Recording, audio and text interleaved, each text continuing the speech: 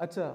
अभी हम डिस्कस करेंगे कि एक इंसान जिसका खुद पे यकीन कमज़ोर होता है, तो कैसे ये जज कर सकता है, या अगर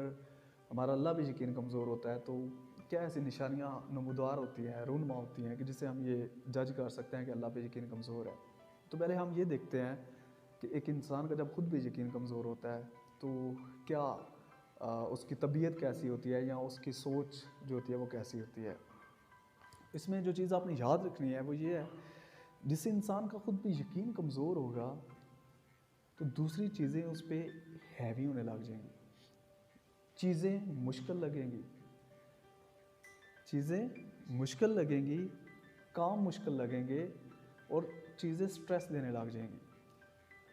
यानी वो इंसान जिसका खुद पे यकीन होता है, क्योंकि उसका खुद पे यकीन है, तो किसी चीज़ को डोमिनेट नहीं होने देता। वो कहता है जो मैंने करना है वो मैंने करना है, परेशान होकर नहीं करना। ठीक, यानी मैंने ये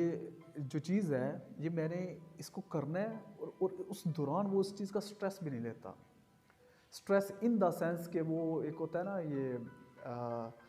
एक इंसान के अंदर ये तबीयत पैदा हो जाती है कि वो उस चीज़ से उकता जाता है, या करते हुए उसका दिल नहीं करता, तो ये उसके अंदर तबीयत पैदा नहीं होती। जिस इंसान का यकीन मजबूत होता है खुद पे, चीज़ें आसान लगती हैं उसको,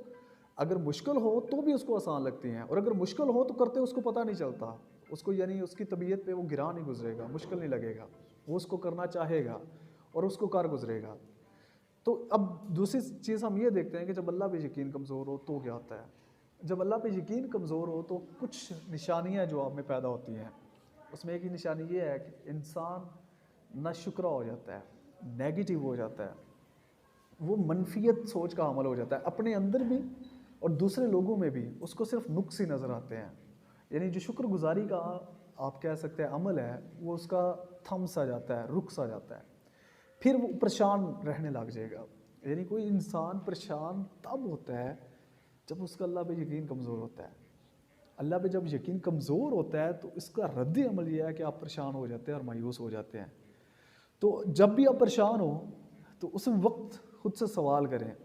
क्या मेरी परेशानियां सिर्फ मेरे लिए हैं, या मेरी परेशानियां क्या मेरी मर्जी से हैं,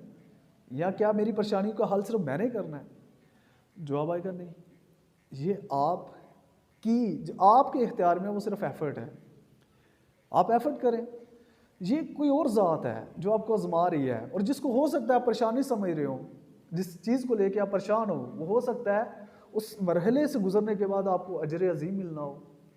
हो सकता है उससे कोई ऐसा सबक मिलना हो जिससे आप अल्लाह की ओर करीब हो जाए। सम टाइम ऐसा होता है कि आप आजमाइश से गुजरते हैं, गुजर के और अल्लाह पे यकीन आप अपना मुस्तहकम रखते हैं, तो आप और ज़्यादा अल्लाह के करीब होते हैं, आप उसकी कुर्बत को और ज़्यादा महसूस करते हैं, तो फिर परेशानी कैसी। ठीक है, तो कंक्लूजन ये है कि आप जब भी कोई काम करेंगे, अभी सपोज कर ले कि आपने पेपर्स बनाने हैं या आपने पेपर चेक करने हैं, तो अगर वो चीज़ आप पे प्रेशर डाल रही है ना, बोझ बन रही है,